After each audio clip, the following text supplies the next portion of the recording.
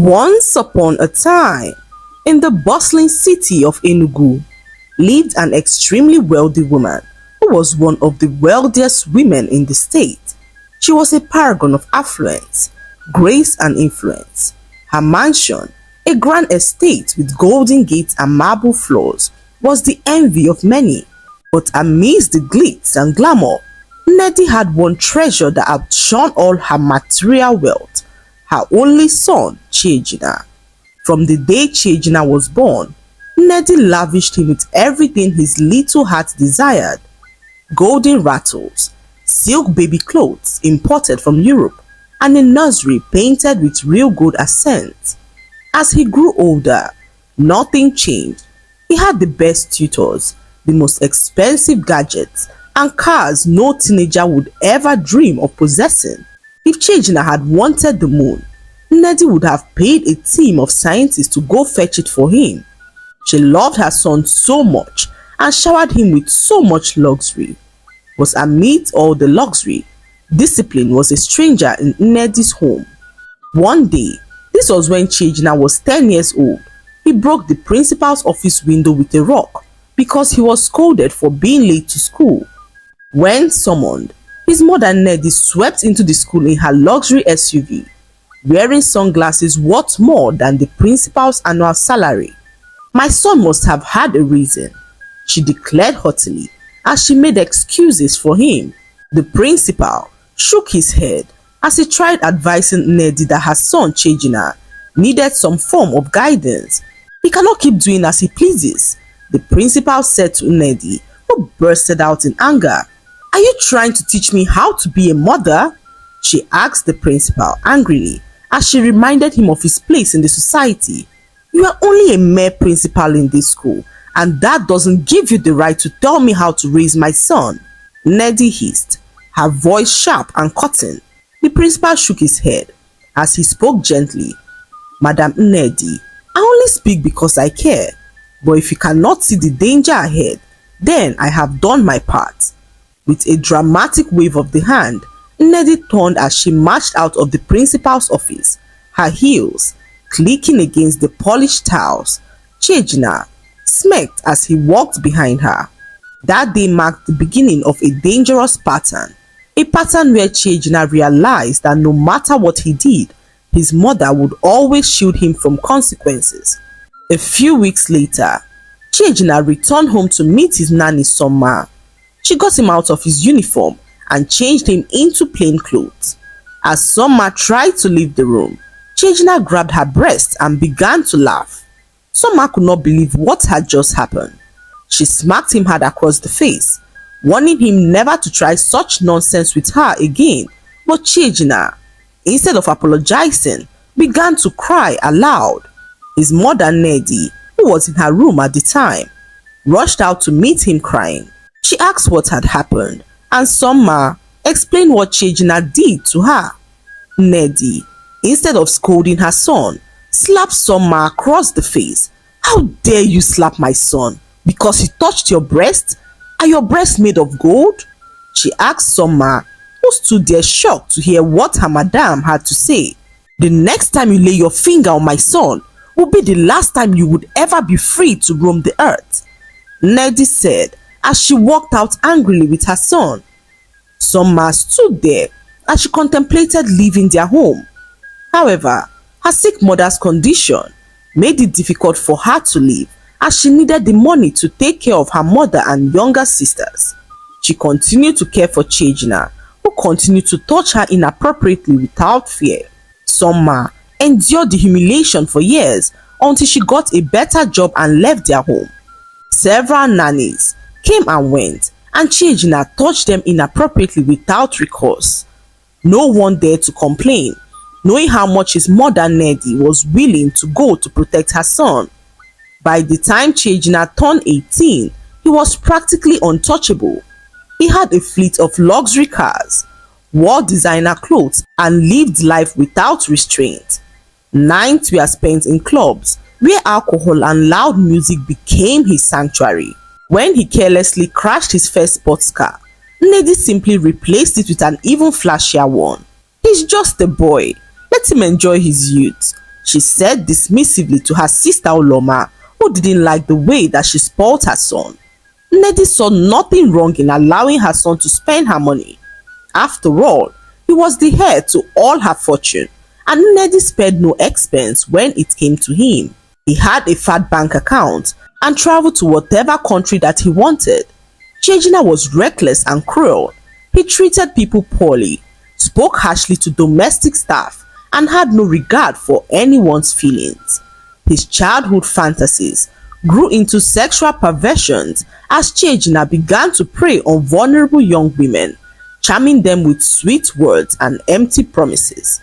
A certain girl named Ifunanya, who was a bright university student from a poor family, fell for his charm and before long got pregnant. When she told Chejina the news, he laughed in her face and told her to get rid of the pregnancy. Ifunanya stood there stunned, as she never expected such a reaction from him. Chejina had pretended to love her, just to steal her virginity, and Ifunanya could not help but feel used. She spoke to her friend Cheta, who advised her to go tell his mother. Ifunanya, heeding her friend's advice, decided to pay Nnedi a visit. She arrived at the gates of the grand mansion and met the security officers, who refused her entry into the mansion without a formal invitation. Ifunanya did all she could to gain access to the mansion, but all her efforts yielded no result. So, Ifunanya decided to go home and re-strategize. As she was about leaving, a luxury SUV pulled up to the gate. Ifunanya peeped through the window and realized that it was his mother. She quickly approached the SUV and Nnedi gestured for the security to allow her in. Ifunanya quickly walked into the mansion and could not believe how beautiful it looked.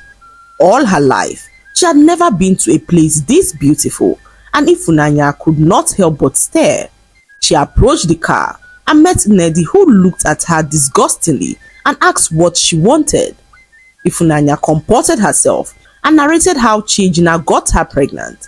She narrated her ordeal to her, her voice trembling as she spoke about how Chejina had deceived her, stolen her innocence and abandoned her with a pregnancy. Her tears flowed freely as she recounted the entire story. Nnedi stood there, her expression cold and unreadable. When Ifunanya finished speaking, Nnedi let out a short, humorless laughter. "Do you think you are the first girl to come here with your pathetic story? Do you think I don't know the likes of you? Gold diggers, all of you," Ifunanya gasped, her mouth hanging open in disbelief. "Madam, I'm telling you the truth. I'm not here for your money. I just need your son to take responsibility. Please, my family is poor and I cannot do this alone." But Nnedi wasn't listening. She reached into her purse and brought out a bundle of money and flung to Ifunanya's face. "Take this and get rid of that thing in your stomach," she said as she snapped her fingers, summoning her security men, who appeared before her. "Take this girl out of my compound, and if she ever sets her foot here again, let the dogs loose on her." "No, ma'am, please," Ifunanya cried as the guards grabbed her by the arms and dragged her out of the mansion. As the grand gates closed behind her, Ifunanya realized that she was alone in her struggle. She returned and met her friend, who advised her not to get rid of the pregnancy. Ifunanya did not know what to do. She was so terrified of the dangers of an abortion. All the horrific stories she had heard whilst growing up of the women who lost their lives to abortion began to flood her mind. She thought of her poor parents who sold all they had to send her to school. "I can't let them down by keeping this pregnancy," she said to her friend Cheta, who understood her dilemma. "I'll stand by you no matter what decision you take," Cheta said to Ifunanya, who thanked her for being a good friend. Months passed and Chejina's behavior continued to grow worse. Several other women showed up at his mother's doorstep, claiming that they were pregnant for him, and Nnedi, as usual, threw money at them, ordering them to get rid of the pregnancy. She even began to suspect that the women were only claiming to be pregnant just to extort money from her. Nnedi made up her mind in that moment, not to give a dime to any other woman who comes to her home claiming to be pregnant. She sat down there exhausted when her security rushed to inform her that a young woman was at her gate. Her body is stained with blood, he said to Neddy, who asked him to let her in. Neddy could feel her heart race. She waited patiently for the young woman, who approached her in tears. She asked what she wanted, and the young woman revealed that her son Chejina forced himself on her. "He raped me," the young woman cried as tears poured down her eyes. Neddy could see the blood on her clothes. She stared at the young woman in disgust as she blamed her for everything that happened. "Why did you make yourself available to my son in the first place? If you were home with your family, all this would not have happened." The young woman, whose name was Uche, froze in shock to hear such spiteful words from her. She stood there as Neddy asked if her son was the first to take advantage of a girl in the world. "Is my son the first to rape a woman? You cheap whores need to take your filthy selves away from my son," she said to Uche, who was then thrown out of her home and warned never to come close to Chejina again. Neddy at this point had lost count of the number of women who were either pregnant for her son or had a bitter encounter with him. It was now exhausting, and Neddy made up her mind not to entertain such complaints again. The next morning, she was about leaving the house for the office when a group of police officers swarmed into her home to apprehend her son Chejina. He was wanted for raping the young woman Uche, and Neddy did all she could to intervene. She took some officers to the side and offered to give them a huge sum of money as bribe to set her son free, but the officers blatantly refused as they went on to arrest her for bribery. Neddy could not believe her eyes. She called all the prominent people that she knew in the state, but no one was able to free her son and herself from the hands of the police. Neddy could not understand why. She sat down in the interrogation room when the investigating officer walked in, and Neddy realized that it was Soma, her former nanny, who Chejina touched inappropriately. Soma was hell-bent on pursuing the case to the end. Neddy froze as she stared at Soma, her former nanny, now dressed sharply in a police uniform with the rank of a senior officer glinting on her shoulders. Her once timid and submissive demeanor had now been replaced by an air of authority and quiet power. "Soma," Neddy stammered, her voice trembling. "Yes, Madam Neddy," Soma said calmly, her eyes cold and sharp. "Do you remember me? Do you remember how you protected your son every time he violated me and every woman who came after me? Do you remember how you slapped me and called my dignity worthless? Well, it seems life has brought us full circle." Neddy's mouth went dry. She tried to speak, but no words came out. Soma continued, "We've been watching you and your son for months. Every cover-up, every bribe, every threat. You thought you were untouchable, but now not anymore." She pulled out a small recorder and pressed play. The room was now filled with the sound of Neddy's voice, offering bribes to the arresting officers earlier that day. "How much do you want? Name your price. I'll double it. No, I'll even triple it. Just let my son go." Her voice echoed in the interrogation room. Neddy's head dropped into her hands. She knew there was no escape this time. She sat there and listened as Soma continued to speak. "The young girl your son assaulted, Uche, is the daughter of Chief Okoye. He's one of the most powerful men in this country, and unlike you, he knows the value of justice. Your wealth can't save you this time, Madam Neddy." The news spread like wildfire. Billionaire's son arrested for rape. Mother detained for bribery attempt. The headlines were everywhere. Investors pulled out of Neddy's company overnight, and her company's stock value plummeted. Chief Okoye did everything within his power to ensure that his daughter Uche got justice for what Chejina did to her. The evidence in court was irrefutable. The recording of Nnedi's bribe attempt and the testimonies of other victims, including Soma, painted a grim picture. Chejina was sentenced to 25 years in prison, whilst his mother Nnedi was given 10 years for obstruction of justice and bribery. The once powerful Nnedi was escorted out of the courtroom in handcuffs, her designer outfit and expensive jewelry, offering no protection against the harsh glares of the public. Months later, Nnedi sat alone in her prison cell, stripped of her luxury and status. The golden gates of her mansion had been replaced with cold iron bars and concrete walls. Her once flawed makeup was smudged and her designer clothes had been replaced with a prison uniform. Chejina, on the other hand, struggled to adapt to prison life. Stripped of his wealth and power, he faced the consequences of his actions daily. The prison guards and inmates showed him no mercy, and he began to regret the life that he lived. 10 years passed, and Nnedi was released from prison. She was now a shadow of her former self, aged, weak and broken. Her mansion had been seized, her company had collapsed, and her wealth had vanished like it never existed. Nnedi wandered the streets of Enugu, passing people who once admired her. She arrived her sister's home moments later, and her sister Oloma could not believe what her once wealthy sister had been reduced to. She offered her a room in her home, and Nnedi struggled to live with the shame.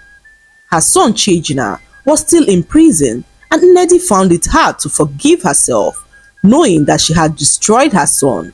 She visited the prison where Chejina was still serving his sentence. When she saw him, her heart broke to see how thin he had become. Chejina narrated the painful ordeal he had suffered in the hands of his fellow inmates. He regretted his actions and wished his mother had corrected him all those years. Nnedi was so heartbroken to see the pain in her son's eyes. She burst out into tears as she apologized to him for her role in all that had happened. For the first time, mother and son acknowledged the consequences of their actions, but it was too late as the damage had already been done. Chejina served his sentence and was later released when he was almost 45 years old. He got out of prison and noticed how everywhere had changed. 25 years was such a long time to be locked away, and Chejina was so grateful to finally be out. He arrived at his mother's little house, which was a stark contrast to the luxury that he grew up enjoying. His mother was now old, and Chejina could see the regret in her eyes. They lived a quiet life, and Chejina began to build his life again. He went out in search of jobs, but no one was willing to hire an ex-convict. Days turned into weeks, and weeks into months. Chejina roamed the streets of Enugu, searching for a job, but no matter how hard he tried, rejection was the only response he received. His past clung to him like a shadow, and every potential employer turned him away once they discovered his past crime. One fateful afternoon, as the sun beat down on his weary shoulders, Chejina stumbled upon a sign outside a towering glass building. "Cleaners wanted. Apply within," the sign said. Desperation pushed him through the gleaming glass door. The lobby was immaculate, with marble floors that reflected the light from the crystal chandeliers above. Chejina felt out of place, his worn clothes and weathered face a stark contrast to the polished world he had stepped into. He approached the receptionist hesitantly. "I'm here for the cleaning job," he said softly. The receptionist glanced at him, her eyes briefly scanning his rough appearance before nodding. "Take a seat. Someone will attend to you shortly." Minutes later, a middle-aged manager arrived and led Chejina into a small office. "We need cleaners who are diligent and honest," the manager said, looking him in the eye. "This job isn't glamorous, but it's steady work." "I'll do it," Chejina replied earnestly. "I'll work harder than anyone else. Please just give me a chance." The manager studied him for a moment and sighed. "You start tomorrow," he said. And for the first time in years, Chejina felt hope stir up in his chest. What Chejina did not know was that the company belonged to Ifunanya. the very woman he got pregnant and abandoned all those years ago. Ifunanya had refused to let hardship define her. After giving birth to her son, whom she named Obina, she worked tirelessly, juggling multiple jobs, whilst attending evening classes. Her intelligence and determination caught the attention of a mentor who funded her business idea. Over the years, her modest startup blossomed into a multi-million naira corporation, making her one of the most influential women in Enugu. Despite her success, Ifunanya remained humble, raising Obina with discipline, love, and a strong sense of responsibility. She never let her past bitterness cloud her vision for the future. Chiejina threw himself into his new job.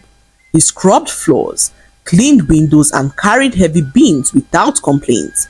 The other staff noticed his dedication, and some even began to show him kindness. But Chiejina never looked up from his work, carrying a quiet sense of shame wherever he went. One afternoon, whilst mopping the executive hallway, he saw a familiar face in a large portrait hanging on the wall. His mop clattered to the floor as he stared at the photograph in disbelief. It was Ifunanya, dressed in an elegant suit, her gaze confident and commanding. Next to her was a handsome young man who happened to be her son. Chiejina could feel his heart pounding in his chest. He could not believe that Ifunanya owned the company that he now worked as a cleaner. His mind replayed all the horrible things that he said to her when she told him that she was pregnant. He stared at the picture again, focusing on the young man next to her, who happened to be around 25 years old. Could he be my son? Chiejina thought deeply as he finished up his cleaning and headed back home. Ifunanya happened to be one of the richest women in the state. Her son Obina grew up to be a fine young man, well educated, disciplined, and kind-hearted.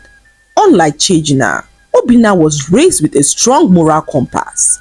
Ifunanya had worked tirelessly to ensure that he had both love and structure in his life, qualities that made him respected by employees and peers alike. One evening, as Ifunanya walked through the halls of her company, she noticed a man mopping the floor with quiet determination. There was something about him, a brokenness in his posture, a heaviness in his movements that caught her attention. "Good evening, ma," Chiejina said without lifting his head. That voice, it hit Ifunanya like a thunderbolt. Her heart froze and her breath caught in her throat. Slowly, she stepped closer and looked at his face. Though time and hardship had weathered it, she recognized him instantly. "Chiejina," she said, her voice trembling slightly. As their eyes met, his face paled and the mop slipped from his grasp. "Ifunanya," he stammered, his voice cracking. "Follow me," she said sternly and turned on her heels, leading him to her office. The office was grand and filled with an air of power. Chiejina stood awkwardly near the door, his head bowed, his hands trembling. "You work here?" Ifunanya asked coldly, her arms crossed. "Yes," he whispered. "After everything you did to me, after the humiliation, the abandonment, you are now sweeping the floors of my company." Chiejina fell to his knees. "Ifunanya, I'm so sorry. I'm so sorry. I know my words mean nothing now, but please forgive me. I've paid for my sins. Years in prison, rejection from society. I've lost everything." Ifunanya's eyes glistened with unshed tears, but her voice remained firm. "Do you know how many nights I cried myself to sleep? How many times I wondered if I made the right choice by keeping Obina? You robbed me of my dignity, Chiejina, but despite everything, I survived, and my son is a good man because I refused to let him become like you." Chiejina's shoulders shook with silent sobs. Does he know about me?" "No," Ifunanya said sharply. "I never told him. I don't want your shadow darkening his life. But now, seeing you like this," she paused, exhaling deeply. "You continue working here, but you will stay away from Obina. Do you understand me?" "Yes, Ifunanya, I understand. Thank you. Thank you for letting me work here." Weeks passed and Chiejina remained a diligent cleaner in the company. He avoided Obinna as instructed, but could not help but admire him from a distance. He was everything that he wasn't, but Chiejina dared not to approach him. He could not ruin his chances of being around his son, so he kept his distance, hoping that someday Ifunanya would finally tell their son who he truly was. One stormy night, when most of the staff had already left the office, Obinna remained behind, poring over financial reports in the office. The glow from his desk lamp illuminated his focused face as the rain pounded against the tall glass windows. Meanwhile, Chiejina was still at work, mopping the floors on the executive level. His aging body ached, but he kept going, determined to prove his worth. He had noticed Obinna was still in the office, but dared not to approach him. Suddenly, a loud crash echoed down the hallway, followed by a groan. Alarmed, Chiejina dropped his mop and rushed towards the sound. He pushed open the door to Obinna's office and froze. Obinna was lying on the floor, clutching his stomach, his face pale and drenched in sweat. "Sir, are you okay?" Chiejina stammered as he rushed to his son's side. "Help me," Obinna said weakly before his eyes rolled back. Panic surged through Chiejina as he immediately rushed him to the hospital.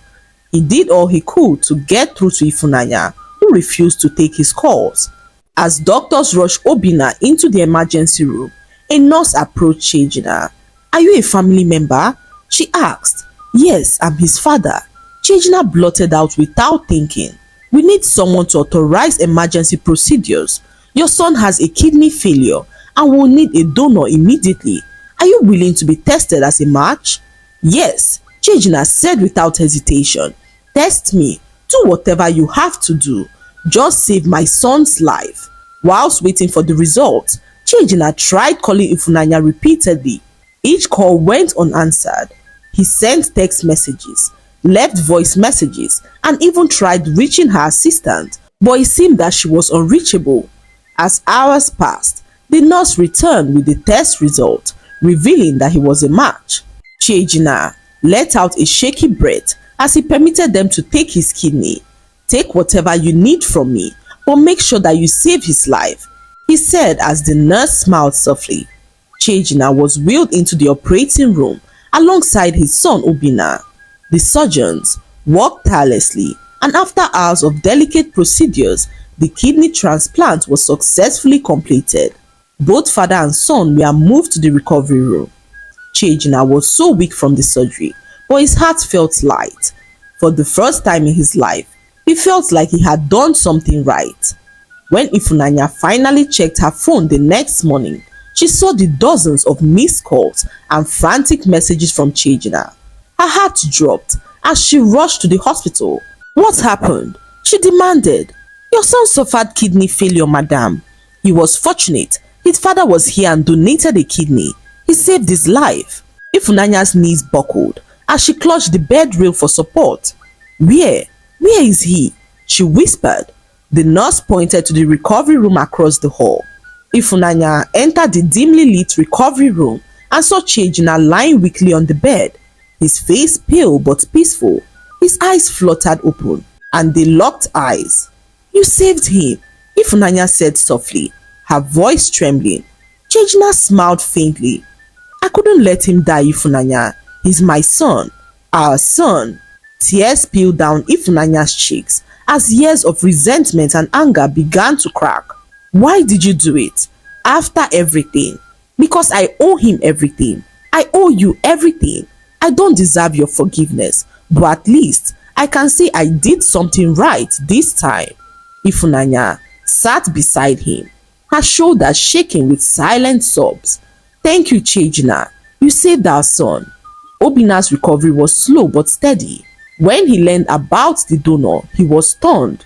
"You gave me your kidney?" he asked Chiejina one afternoon. "Yes, son," Chiejina said softly, his voice thick with emotions. "I'm so sorry for everything I've done, for not being there, but I'm proud of the man that you've become." Obinna reached out and squeezed his father's hand as he thanked him for saving his life. Chiejina returned to his job at the company, not as a cleaner, but as a maintenance supervisor. Obinna visited him often, seeking his advice and sharing updates on his work. Ifunanya, though still cautious, allowed herself to let go of her bitterness. She had seen the sacrifice Chiejina made and knew that he was now a changed man. Although they never got back together, Chiejina got the chance to be in his son's life, and that was enough for him. His mother apologized to Ifunanya for all the terrible things that she did to her, and Ifunanya made the painful decision to forgive. She was not willing to live with the hurt forever and knew that forgiving was the only way out. The lesson to be learned from this story is that wealth, power, and status cannot replace discipline, values, and accountability. Shielding children from consequences does not protect them, but rather it destroys them. Parenting requires discipline and not just love. So, parents should learn how to love their children whilst also instilling discipline in them. After all, as it is widely said, foolishness abounds in the heart of a child, but the rod of correction shall drive it far from him. Do right by your children today and reap the benefits much later in life. I hope you enjoyed the story. If you enjoyed this story, please like the video, share what you learned in the comments, and don't forget to subscribe to the channel for more inspiring tales like this one. Thank you.